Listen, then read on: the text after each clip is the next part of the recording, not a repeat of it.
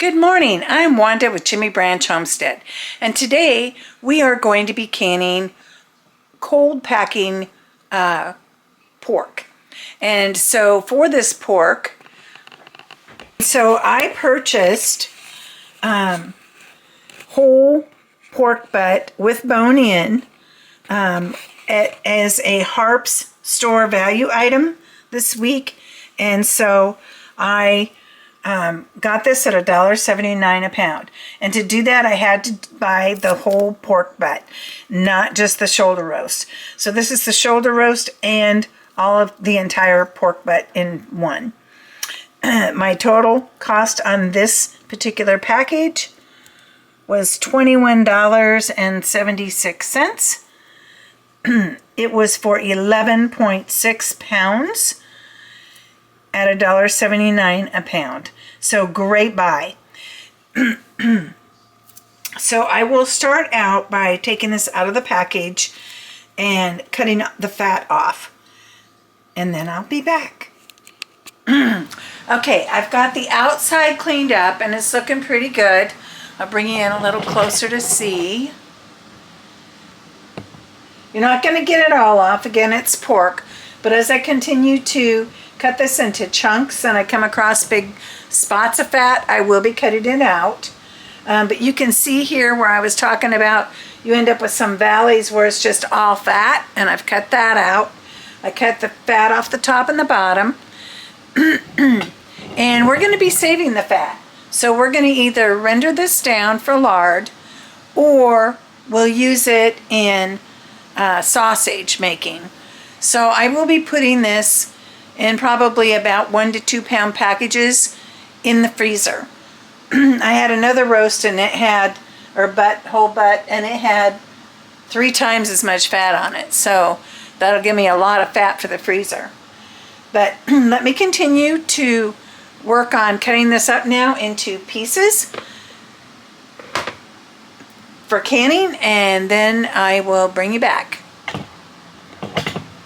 So I'm still cutting up the pork, and what I do is I just kind of cut it in sections of 1 to 2 inches across, and then I take it and I clean up. See how there's in some cases some big sections of fat in there, and then I just cut that out, and then I cut it into chunks, because what I'm going to be using this pork for is it'll be like roast.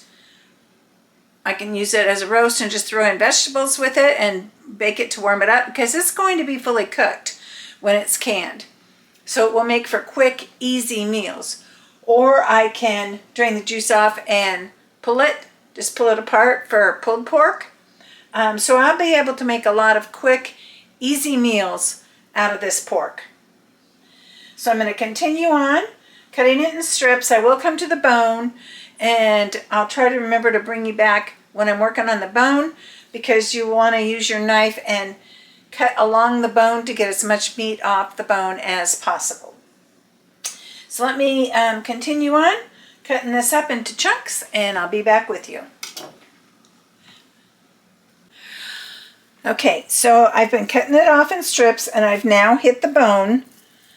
This is the first row that I've hit the bone with, and hopefully you can see this bone right here. And I just take my knife along the bone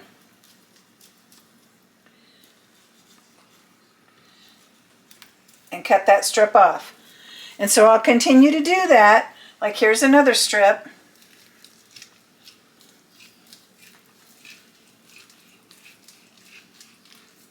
And the bone doesn't go the whole width of the butt, only about half.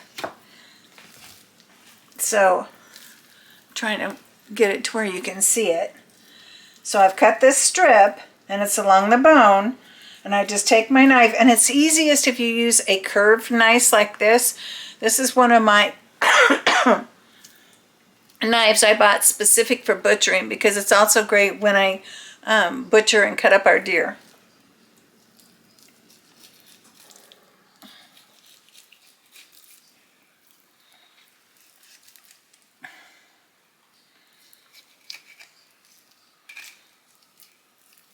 So I'm just kind of pulling it back as I'm cutting it off the bone. There's the end of the bone.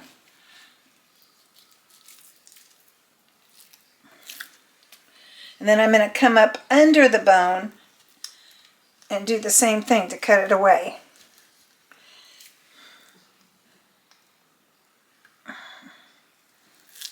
I'm trying to get it to where you can see it.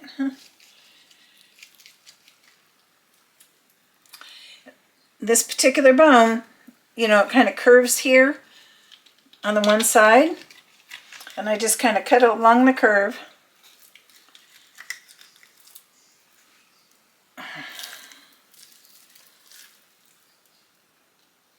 And then it has a little bump here.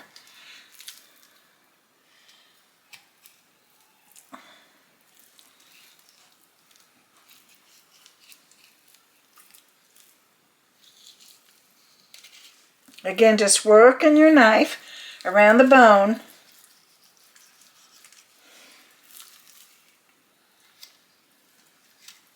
And be careful not to cut yourself. Make sure your fingers aren't in the way.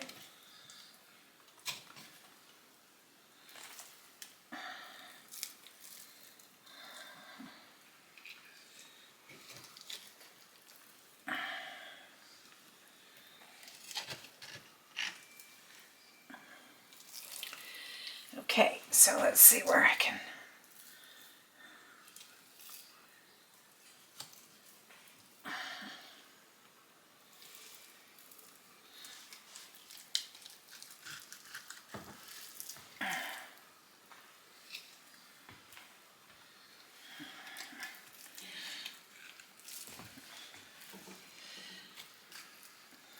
Okay, there, I've got it around the bone there. And just cut it off. No, I'm not a fancy butcher cutting it up into the individual meat groups. I am just chopping up this whole thing, just canned pork, to put easy meals on the pantry shelf. Okay, you can see this is the bone here sticking up, but this is the way I've been cutting it. And then this is more underneath that I'll have to pull away. Okay, so let me get the fat cleaned out of these couple pieces, get them chopped up. Let me finish chopping up this, and I'll show you when I have the bone completely done and clean. So let's see if I can show it to you here. Okay, so this is that little piece of bone here on the end. And this was some like gristle that was around the end of the bone. So you just want to make sure that you get that out. Okay, so I have the pork completely cut up now, and this is what will be canned in the jars. I will be saving this little pile here for a project I have coming up in a few days, and that is going to be baked beans. So stay tuned back in and watch for that video to come out. It's fat with a little bit of pork and beans. So this is what I have left of my bone. At this point, you could use it for a soup bone, or you could continue cleaning off the little bits for grind, or for adding to your pulled pork. So I am going to can this up today in a couple different ways. So I have some that has a little bit more fat on it and stuff. That I am going to use for pulled pork.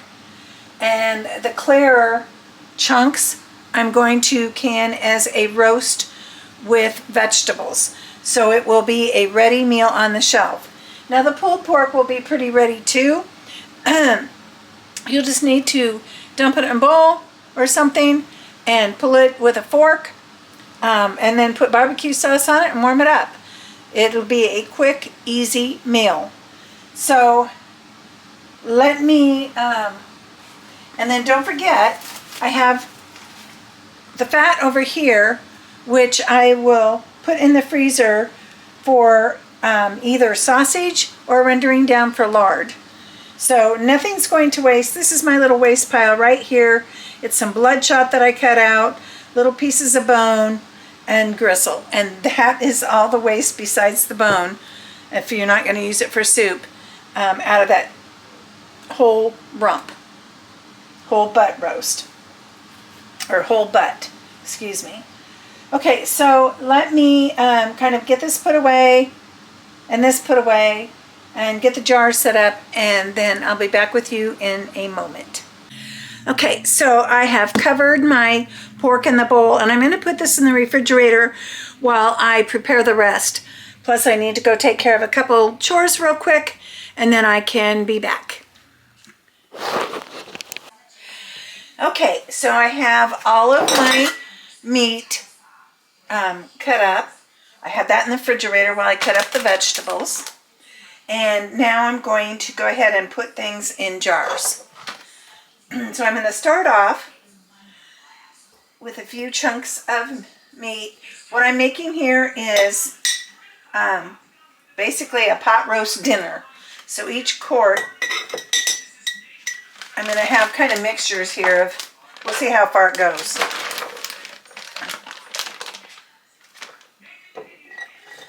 And I'm adding some vegetables in there, like I do with my pork roast. Oh, I've got to put salt and pepper on this.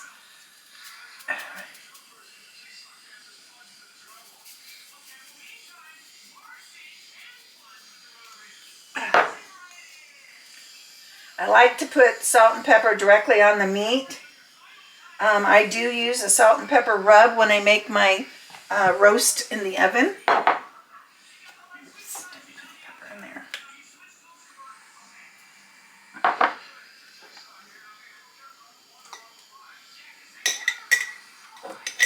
And we found that a pint with the meat, especially with adding the vegetables and stuff, probably wasn't enough. If we have leftovers, that's okay. It can be a lunch.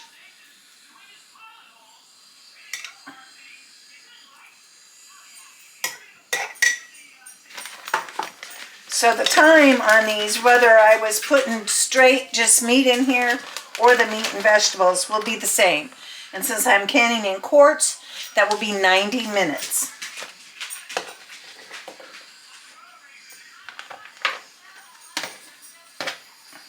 Oops. Now I'm dry packing this, but the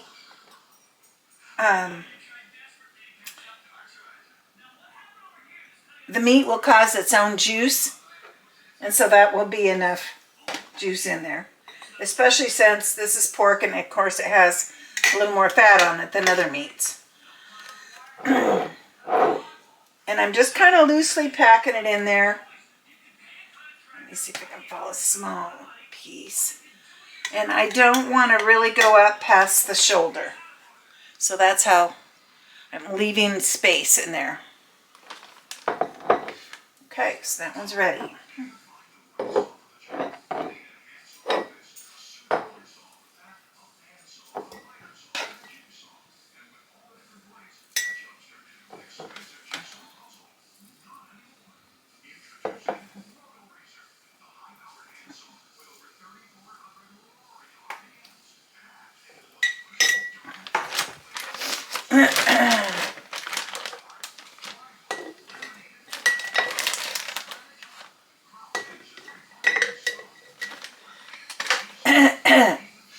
Okay, so I'm going to go ahead and finish packing these jars, and then I'll be right back with you. Okay, so the cost for that whole butt pork with the bone in was $21, and at the $21.76, and dividing that by 7 meals, that's only a little over $3 per meal with meat. So I think that's a really good deal, and I'm excited to be putting these meals on my pantry shelf. So next up, we need to get the lids on these, and everything is cold today. Cold packed means everything is cold. The jars were cold, the meat was cold, and the water in the canner is cold.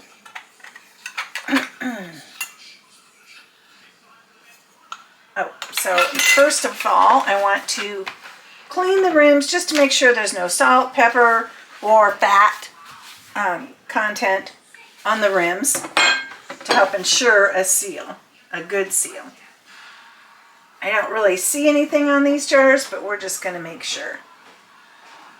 That one had a little bit of salt and pepper close to it, so, oh, see, we got a little off, so that was good. We definitely don't want spices or little pieces of onion or something like that impacting the seal. Just a few moments to help ensure that your meals are preserved very well. Okay. Now I'm using the Superb canning lids and rings. I get them from Azure Standard. I'll put a link below to Azure Standard.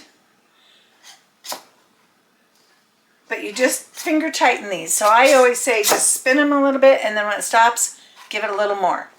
You don't want to over tighten them because it can keep your lids from sealing.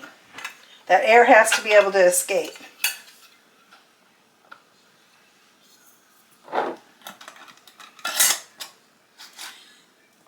And when I put these in the canner, I'm just going to make sure that they don't touch each other or the sides.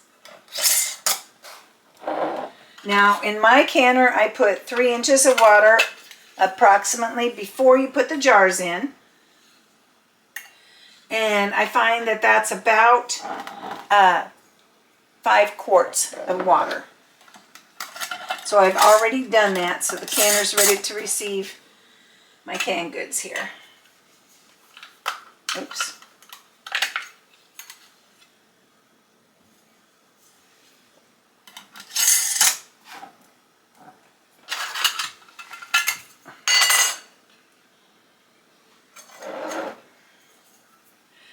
I'm loving having meals on the shelf because it makes things so much quicker.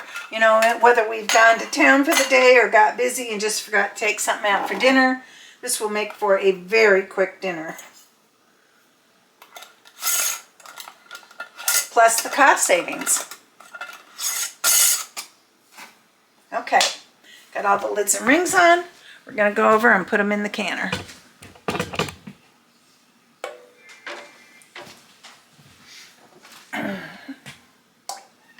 And I'm using a Presto 23 quart canner. I'll put a link to that as well.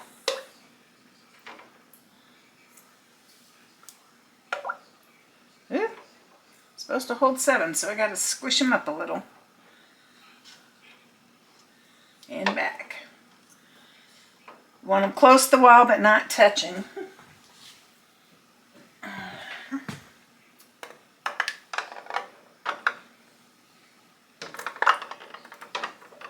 That makes the water pretty high in this when you get all quarts, and when I put pints it only does about halfway up them. Okay. Now my lid has, I don't know if you can see that on tape, on film, but it has a little arrow right here, and I match that up, so I put it over here.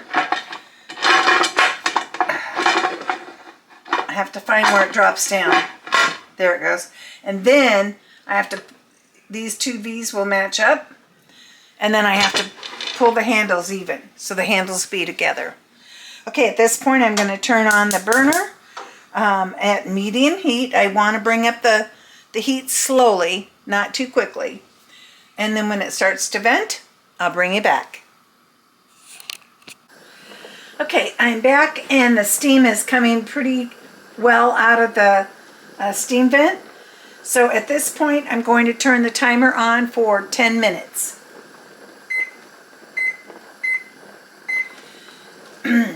So the canner needs to vent for a full 10 minutes. And okay, our timer is just about ready to go off.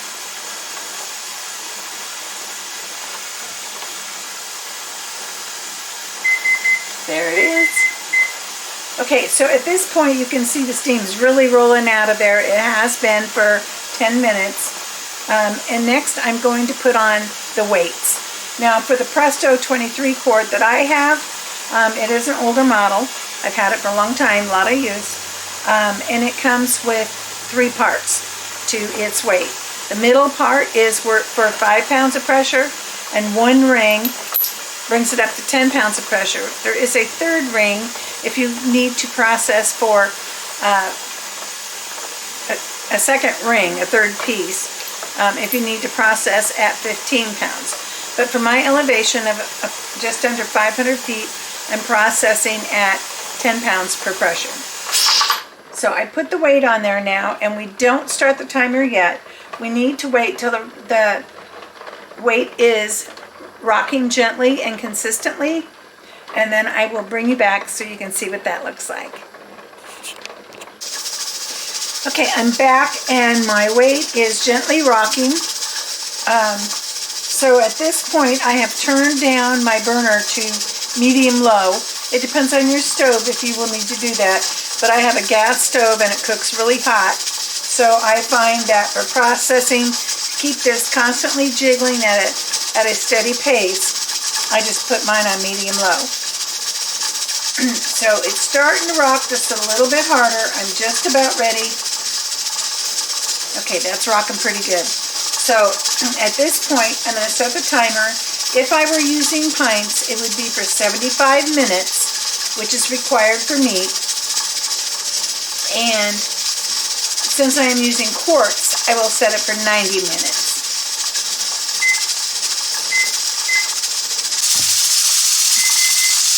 The buzzer is just going off, so it has processed for the full 90 minutes. Shut the timer off and shut the burner off, and I'm not going to touch this. So at this point, you don't want to rush it. You don't want to, for instance, try to take the cap off and let the pressure all release at once, because it will siphon your jars, and that could impact sealing also.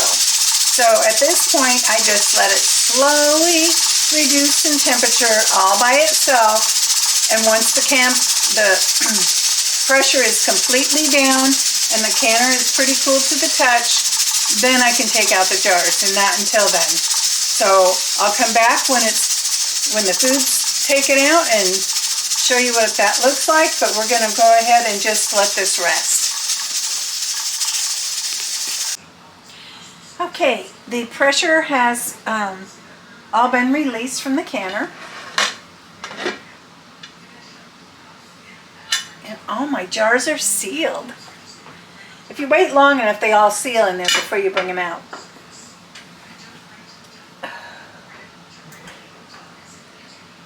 Okay, so they definitely shrunk down. There's lots of juice on the pork because it makes its own juice because it was uncooked. So this is pork roast.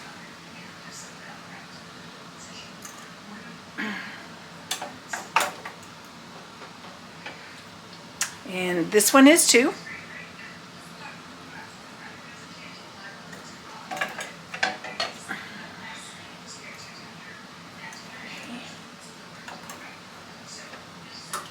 And this one is pork. But see all that juice? That's all from the meat. So yes, it's pork, so a lot of it's going to be fat. But once it cools, it'll kind of harden at the top. And it'll be easier to pull off when you get ready to open the jar.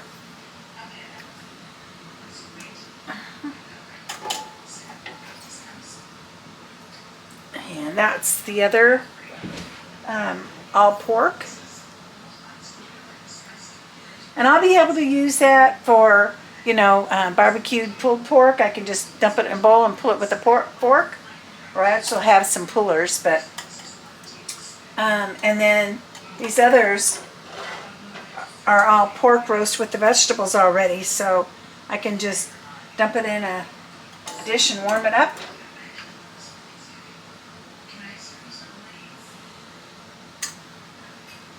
So that's 7 meals on the pantry shelf. So feels good to get those done.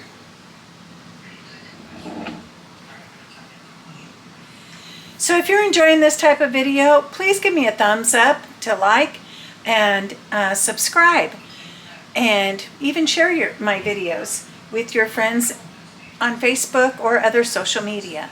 Thank you so much for watching Jimmy Branch Homestead.